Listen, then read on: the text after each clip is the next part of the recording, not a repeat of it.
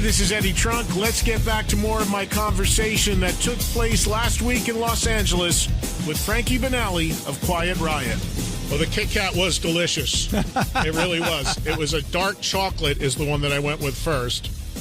You know, I'm on the road more than I've ever been, Frankie, in the last 2-3 years, so I'm going to just carry this sack around with me through the airports. There you go. Whenever you need a little snack. Watch out for TSA. They love Kit Kat.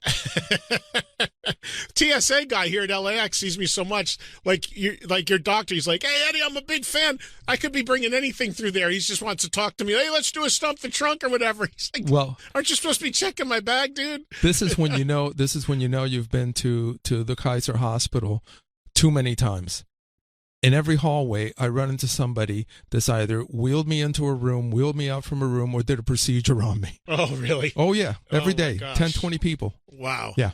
What's the prognosis? What are the doctors telling you? How are you tolerating this chemo? I want to talk to you about other things. Sure. People have questions about what you're going through, but also about just music and Quiet Riot. So with the time, I don't want to just, I'm sure you don't want to pound away on this, but at the same token, I think it's wonderful that you're talking about it, that you've been public about it.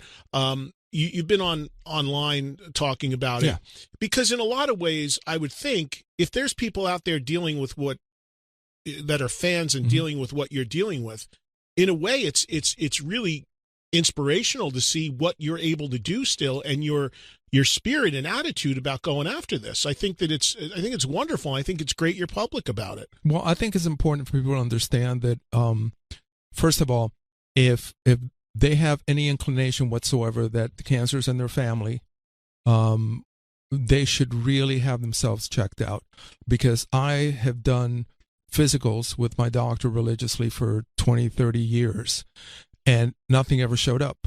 And I did my last physical in February of this year, and no issues. And here comes April, and I've got stage 4. It starts with stage 1, then stage 2, then stage 3, stage 4. So it came on quick. There's no stage 5. So it existed, but a physical didn't catch it. So you really need to insist on having a CT scan. It is, and correct me if I'm wrong, but what I've heard about pancreatic and what it makes it so difficult is there really aren't symptoms until it gets more advanced. Is that correct? Yeah, that's correct. As a matter of fact, a week or so before all of this started, I was in the backyard, and in one corner of the yard, there was all this construction material that had been dumped there by a previous owner years ago. And it was such a beautiful little area that was marred by about 250 paver stones, 10 cinder blocks, 50 or 60 bathroom tiles, and about 15 huge flagstones. And I moved all those by hand from one end of the yard over behind the greenhouse, where, stacked them all nice and neat and clean them all up. So, yeah, no symptoms whatsoever. None. Is there screening? Is there a proper screening for pancreatic cancer? I don't believe that there is. What I believe you can do is, if you do a CT scan, if there's any abnormalities, especially in the pancreas, and if it has moved over to any of the other organs, it's going to show up. I think probably doctors and hospitals are reluctant to order it because it's expensive. But, if you can afford it, or if you have the insurance, do it. It's worth doing it, because if I could have caught it at stage 1 or maybe stage 2, it wouldn't be as severe. Stage 4 is considered terminal. Because my family has a history of colon cancer. So I get screened, I get colonoscopies, and I talk about it. I talked about it on TV. It's important to let people know. Like you said, we're all getting older. You got to get out there. You got to get screened. You got to get checked out. So I get my colonoscopies every 2-3 years. Doctor tells me to go. I go do it. Sure. My mom had leukemia. My mom was cutting the lawn, pushing, my mom's, old school, she's, old Italian woman. That's what you do. She's cutting the lawn. I want to cut the lawn. And I was like, she got the call. She's got leukemia. Yeah. And the doctor said, what are you doing right now? She said, well, I was outside cutting the lawn. He said, you're doing what? So you're not supposed to be able to do it. But, and then all of a sudden, it hits you, and obviously you've got to deal with it. So look, being honest, you're dealing with the most severe thing you could be dealing with, stage 4, at a cancer that is obviously extremely brutal. Yeah. You're getting chemo right now. you have a great spirit about you. That you're fighting this thing. What are the doctors telling you? Is this working?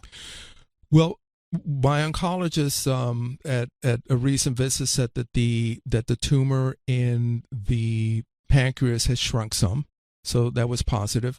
There was no more fluid in my lungs, and that there are a lot of the problems with the liver. They didn't see anymore, except that there's 2 areas there that they have some concern, which is why just this week I did another CT scan, and I'm waiting for the results to come back on that. My regular doctor called me up because she came in to see me after chemo 1 when I was still in the hospital, and I looked like death warmed over at that point, because the first chemo was very brutal on my system, and she couldn't believe it. And she called me up last week because she follows all my reports that come from the different technicians and my oncologist, and she says that the improvements that I've made are nothing short of a miracle.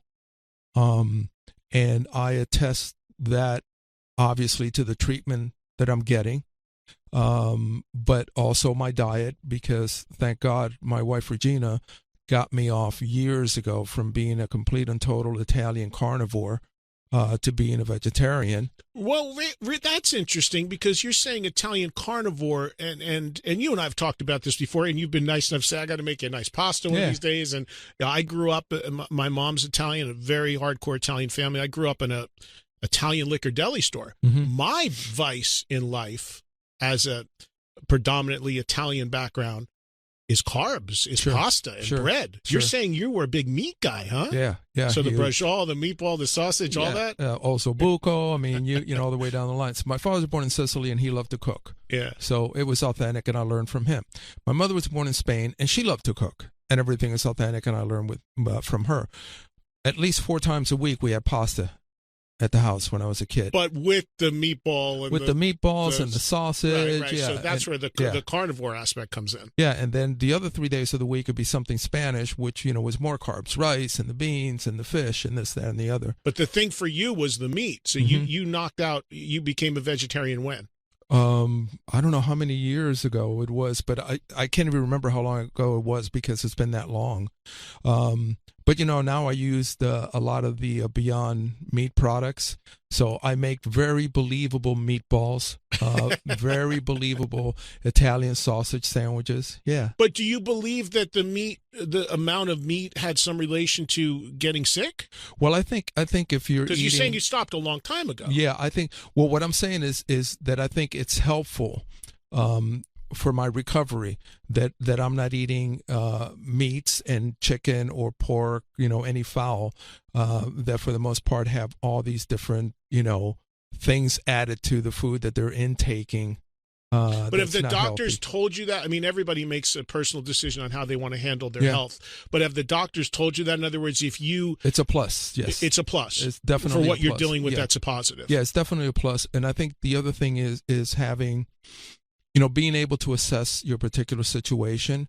And once I did that, I'm very aware that cancer, there's no cure for it. So I know that cancer will be the death of me. The question is when. And I think having a very positive attitude is very helpful. Yeah, it's okay to have your down days, because I have them. It's okay to be depressed about it, but it's not okay to stay there.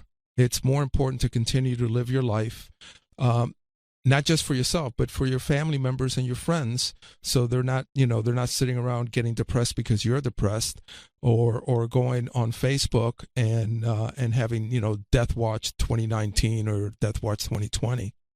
So it's very important to be positive and realistic. I'm not a